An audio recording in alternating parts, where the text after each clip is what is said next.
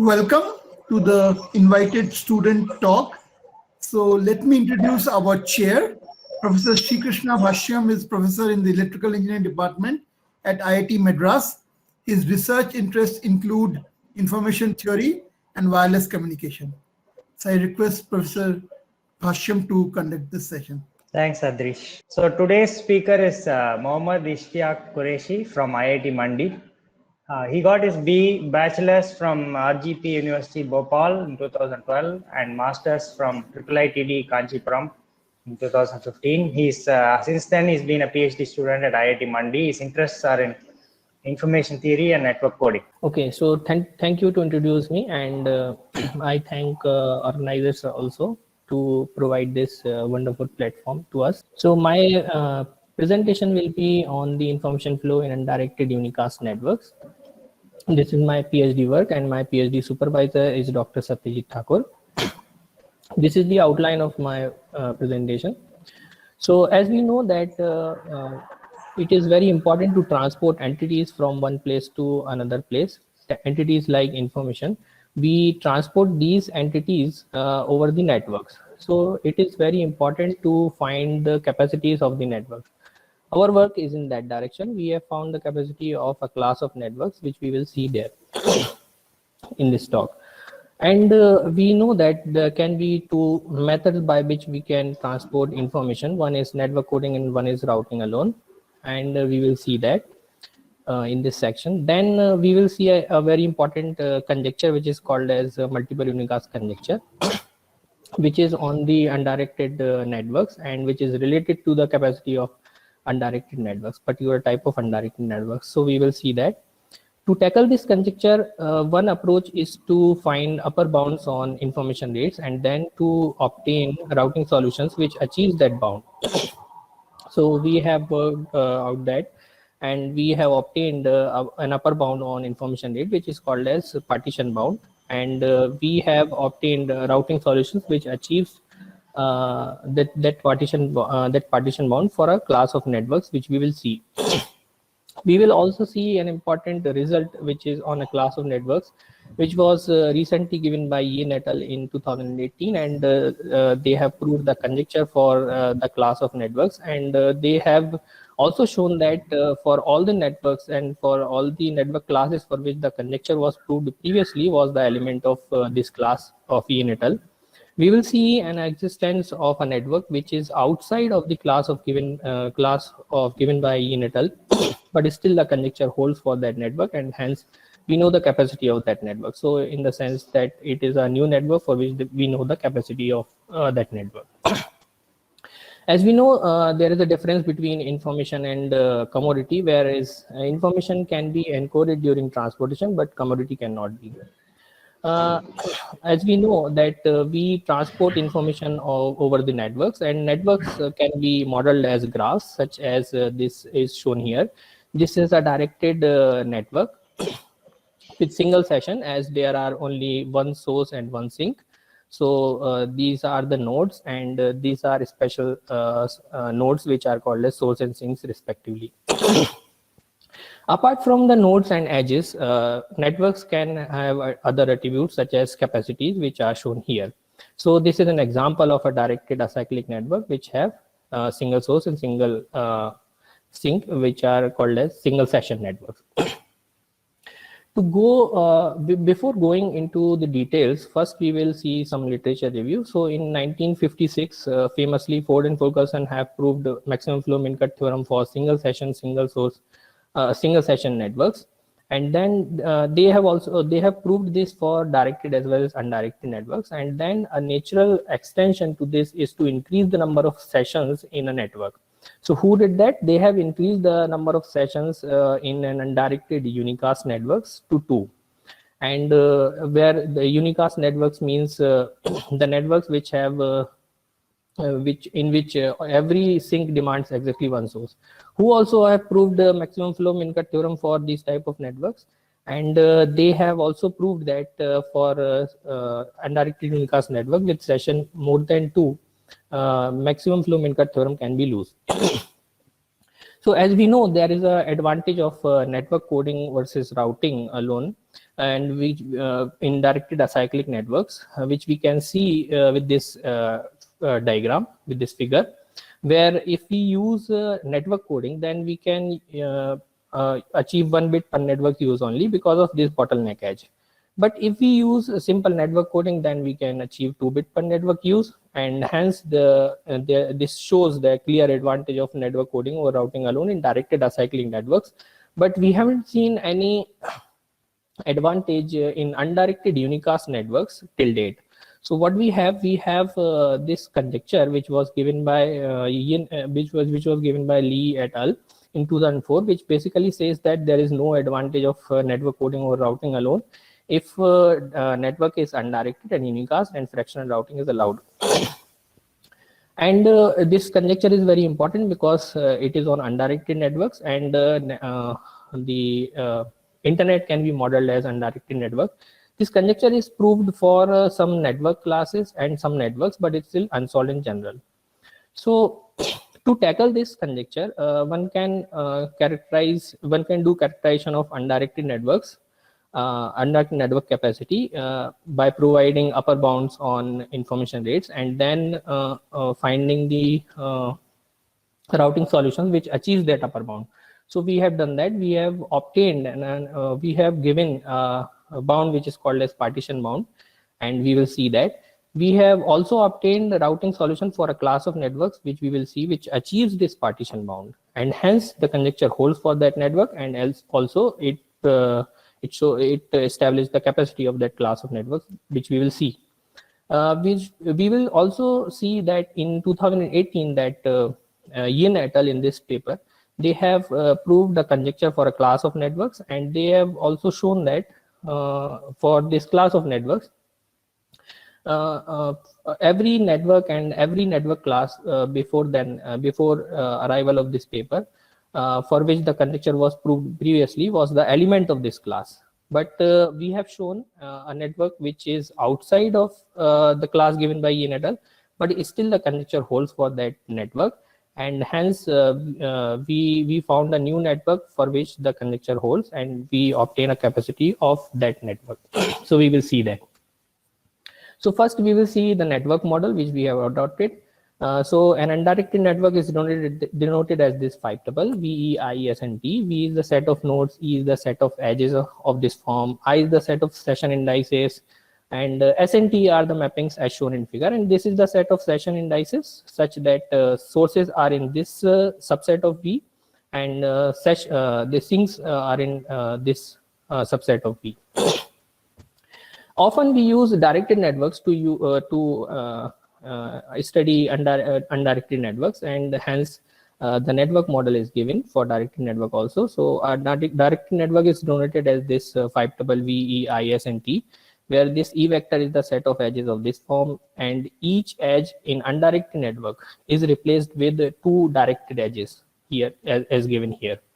And as we know that by network coding model, there are 2 random variables, 2 types of random variables available in the network, which is first one is source random variable and yi's, and that second one is edge random variable ue's, where source random variable yi is available at si and ue's are available at it flows in the edge e. Then this definition of a symmetric rate of information flow. Our partition bound is on this information rate, which basically says that for a network,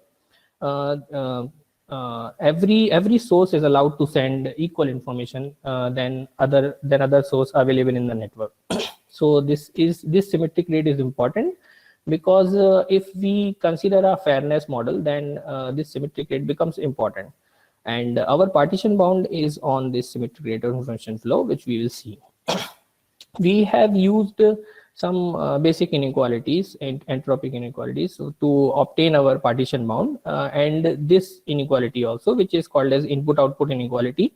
And this was given by Jen et al. In this paper. And this is basically a functional dependence relation induced by network coding. But using this as inequality as suggested by Jen et al., we can obtain upper bounds on information rate. So we have done that, we have used this inequality along with another inequalities like some modularity to achieve this bound, which is called as partition bound. So this bound is published in ISIT 2019, and this bound on the symmetric rate of information flow, and it is for general undirected unicast networks. So it says that for an undirected network G, the symmetric rate of information flow is upper bounded as this, where this is the number of edges in the network, this is the number of sourcing pairs in the network, and this is the number of sourcing pairs in a partition set of the network. So this is our first result, and as we said that we will see the second result also, which basically is a routing solution which for a class of networks which achieves this bound. So we will see that.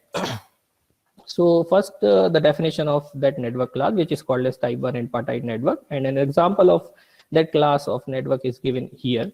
So this network is basically a complete n-partite network with partition sets Pi, such that each partition set has at least 2 nodes in it, and such that for every unordered pair of nodes in a partition set, there are sourcing pairs, and there are no other sourcing pairs. So this is the definition of that network class, and this theorem is published in ISIT 2020, which basically says that for all the type 1 n-partite networks, the conjecture holds, and hence we obtain the capacity of this class of networks. And this we have proved by using induction method, by first considering base case as bipartite networks, bipartite type 1 network. So this is our second result, in which we have shown that the conjecture holds for this class of networks.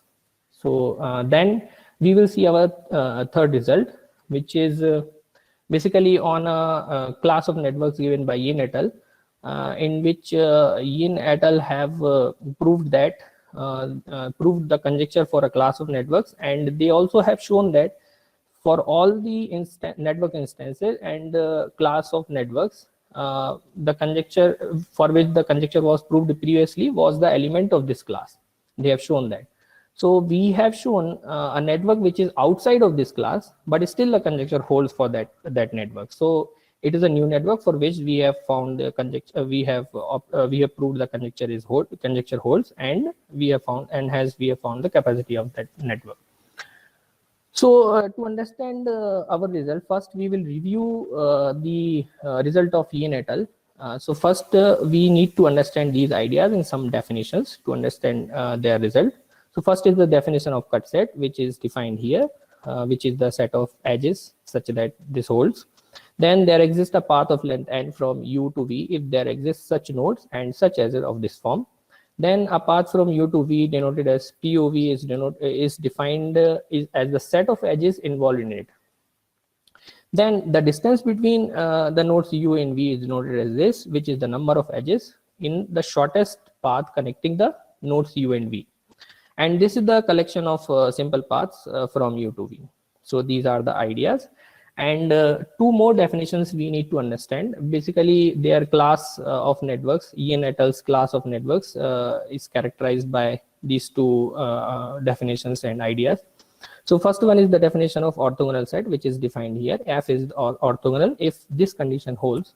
And the second definition is of compatible set, where it says that it reads that a set of edges F is called compatible with session I if every shortest path from Si to Ti intersects F the minimum number of times among all the Si Ti paths. So this is the definition of compatible set. Then these definitions are also given by Yin et al. Then we will see this is the main theorem of Yin et al., which basically says the class of the networks given by Yin et al. Is characterized by these 2 conditions. So if these 2 conditions are met for a network, then it is outside of the class of given by Yin et al. But if any of the 2 conditions are violated, then the class is inside the class given by, then the network is inside the network class given by Yin et al. So we have shown these 2 conditions are met for a class of for a network, and hence it is outside the class of given by Yin et al., but still the conjecture holds for that network. So we will see that. So this theorem was published in ISIT 2020, which basically says that this network is outside the network class given by Yin et al. But still the conjecture holds, as we have already seen that this is an example of type 1 n-partite network, and we have already proved the conjecture for type 1 n-partite, all type 1 n-partite networks. So so how the proof goes, how this network is outside the class of given by Yin et al, we will see that, and how this basically satisfies both the conditions. So to check the satisfiability condition 1, if we consider this node as V dash, then these all the edges which are going out from this node will be this cut set. And as we can see for session 3, this path crosses this this cut set twice. So it violates the condition, and hence as we can see that this violates the condition, and hence this condition met because it is non-orthogonal to session 3. And in this same fashion, we can check for all possible cut sets that some it will be non-orthogonal to some session. So it can be checked. The second, to check the satisfiability condition 2, we can again take this node as V dash. Then by this definition, V double dash will be V2, and hence all these edges which are going out from P1, this partitions at P1, will be F1, because this is the union of both the cut sets. So for this we can see again, if we see the session 3, then we can see this path crosses this F1 twice, but this path does not cross F1 at all. So there is no intersection between F1 and this path. So this by again considering this definition, this is not compatible to session 3. This F1 is not compatible to session 3, and hence if we see this condition, this is also met viciously. So this is the satisfiability condition for this network. Both the satisfiability condition met, and hence this network is outside of the network given by Yin et al. But still, as we know that this is an example of type 1 n-partite network, and we have already proved the conjecture for all type 1 n-partite network, and hence the conjecture holds for this network also. So this is a new network for which we have proved the conjecture. So these are the conclusions. So first we have seen the undirected unicast network coding conjecture in our this student lecture. In that we have seen that we have obtained a bound which is called as partition bound, which is an information theoretic bound on symmetric rate of information flow, and we have also seen that this class of networks we have seen for which this bound is achievable, and hence the conjecture holds for that class of networks, which is called as type 1 n-partite class of networks. And we have also seen a result on the class of class of networks given by Yin et al, which we have seen that a network is outside of that class of networks, but still the conjecture holds for that class of networks.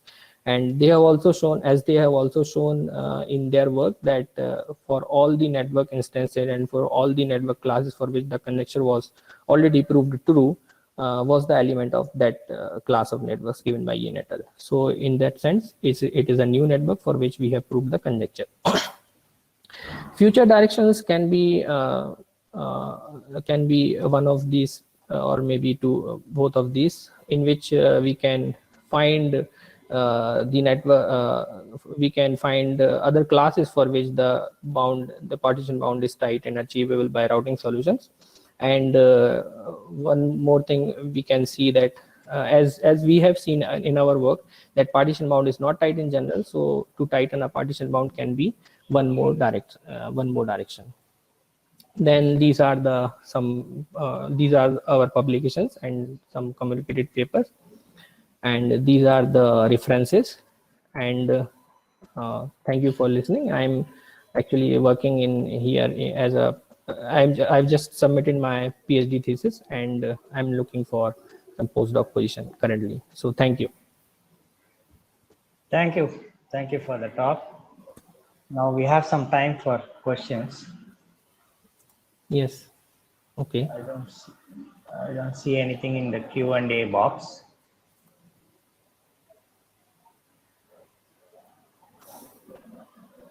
I had a question. Yes, you sir. mentioned something about symmetric rate point. Yes, sir. But it was not clear. Are you analyzing only the symmetric rate point, or are you saying, or your statements for all for the full region? Actually, yes. So actually, we have found the bound first for symmetric rate of information flow because it is important, as if we consider a model where fairness model, if we consider, then it is important, symmetric rate of information flow. And one more thing that we have also done for non-symmetric, we have also proved our partition bound for non-symmetric rate of also non-symmetric rate also, which we can see here as one of our result. Is it visible? Yeah. My screen? Yes. So this partition bound also we have derived. This is for non-symmetric rate information flow also, because this can be anything. This is the demand by a specific source SI. Okay, thanks.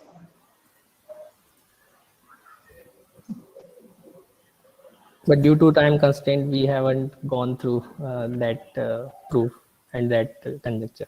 Oh, sorry. So then, there is a question in the Q&A from Rajesh. I recall that the input-output bound was still an inequality of Shannon type. Your upper bound, is it also of Shannon type? Is your upper bound also a Shannon type inequality, or is it? Yeah, I think it is, but I'm not sure. So yeah, so it is Shannon type inequalities. We have already only used Shannon type inequalities in that proof for partition bound.